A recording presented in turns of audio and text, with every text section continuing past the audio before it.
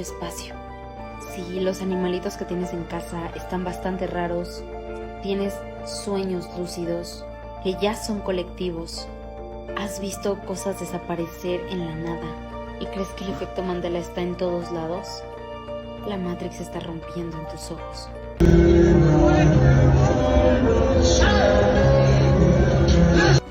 Okay, hi everyone. This is a stretch. It's definitely a 1 in a million chance.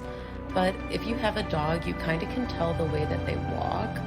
And this dog is walking like Bella. Again, I understand how crazy it must sound, but if you were at Coachella or your friends are at Coachella, if you could ask them to maybe go to the security tent and see if any dogs were brought in or found. I mean, anything helps. I know this is really crazy, but John and I are quite literally following every single lead we can. So thank you ahead of time. Let me know if anyone ended up finding this dog, and it does belong to someone, but who knows? Maybe it's Bella. Thanks. Man, you doing it, man. You deserve it, Daddy. You putting in that work. Proud of you. I love you. Yeah. You gotta keep the hair. Yeah, I'm thinking I'm gonna wear this hair in Toronto. Ain't nobody. Hey, yo, let me ask you a question. When I get to Toronto.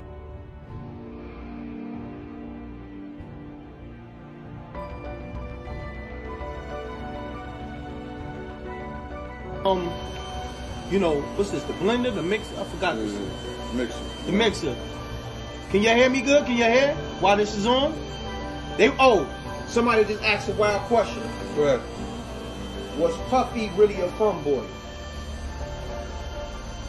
Listen, I never seen him in the act with another man alone.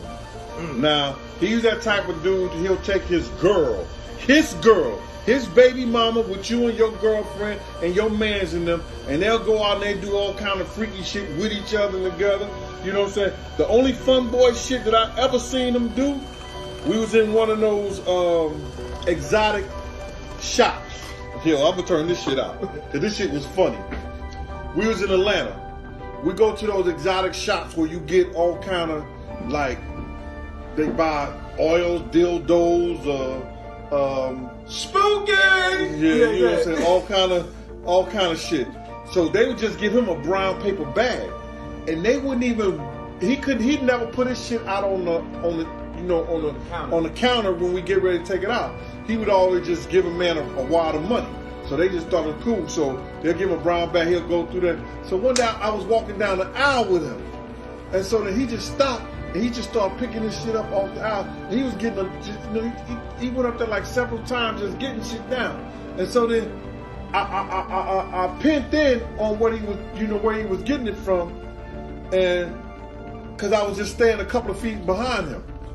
So when I went by, I looked up. I said, "Yo," and I seen the shit up there and it said butt plugs. And I said, "Yo, my man, what'd you get this shit for?" And the nigga said, "Yo, on everything I love, man." He said, "Yo, Rick," he said, "Yo, can I do my shopping by myself?"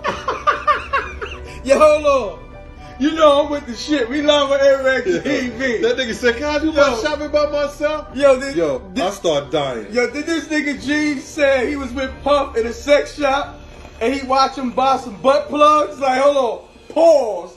Break. Yeah, so as soon as you turn 16, you know what I'm saying? I'm gonna let you rock this every time you come to LA. Yeah, it's gonna be yours. So, LA, it's a little. And then when you get 18, you get the house.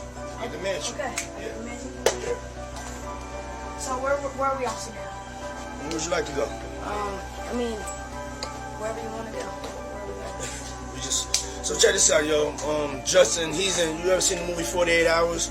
Right now, he's having 48 hours with Diddy. Him and his boy. They're having the times of their lives, like where we hanging out and what we doing. We can't really disclose, but it's definitely a 15-year-old's dream.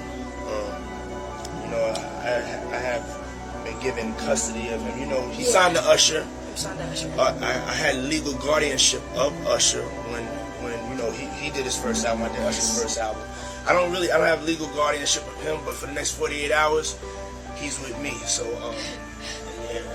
we gonna go full, buck full crazy. Going crazy. Crazy.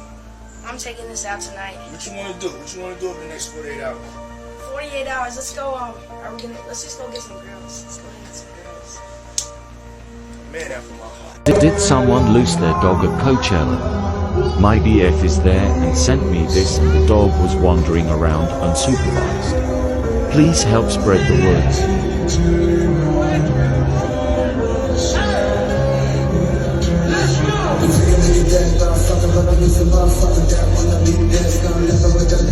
The rapper Prodigy wrote a letter from jail, and in it he exposed Jay-Z as a sellout to the Illuminati and more.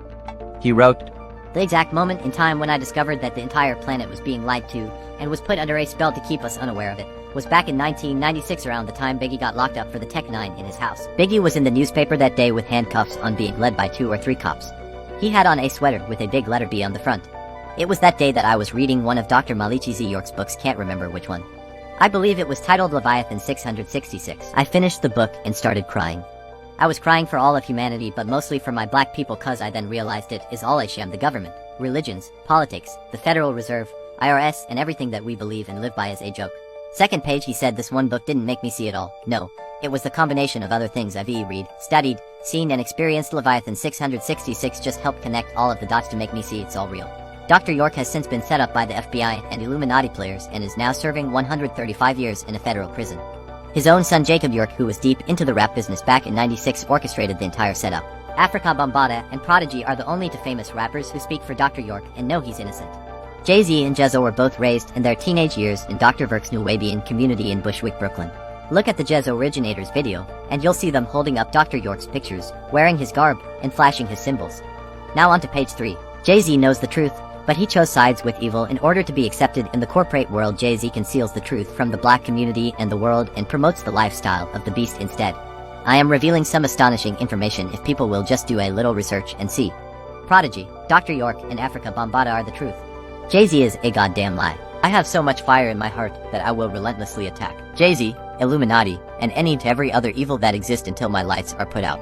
Which is damn near impossible cause my power in the streets incredible. I fear nothing and no one, am fearless cause the truth has set me free from the Illuminati mental enslavement. And I have been empowered by God and the universe. On to page 4. To bury these cockroaches, so that was my moment of clarity. 1996 in Laurelton, Queens, NY. I have gone through serious spiritual wars with the evil energy that once existed in my body. It took me from 1996 to 2008 to defeat the negativity that held my soul hostage all these years. Some people do it quicker, some never, and some have no negativity at all. They are special. This negativity I speak of is an actual living entity that uses us as food. We must sever our ties with it in order to see things for what they really are. This negative energy is created and harnessed by the Illuminati secret government, and they will make you spread this energy without you even knowing it. But people like Jay-Z are very well aware. He was schooled by Dr. York. So if you're aware and still spread it, what does that make you? Who and what do you represent? Now final page. I'm not saying these bad things about Jay-Z because we had a rap beef, no. This has nothing to do with our rap beef. But it does connect in a way. Jay-Z is not the only aware rapper that sided with evil, but he's the most influential.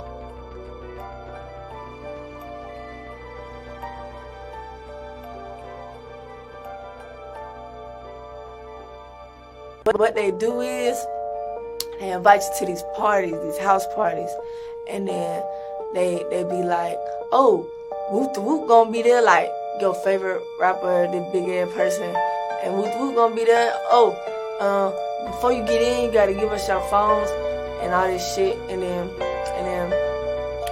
they might do some gay shit to somebody, and then try to and record it and tell them, oh, if you expose us, we gonna post it everywhere." And I know that from